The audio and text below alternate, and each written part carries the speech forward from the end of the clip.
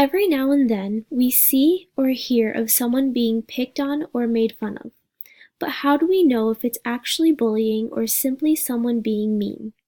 Well, for an act to be considered bullying, it must meet three requirements. First, it must be unwanted aggressive behavior.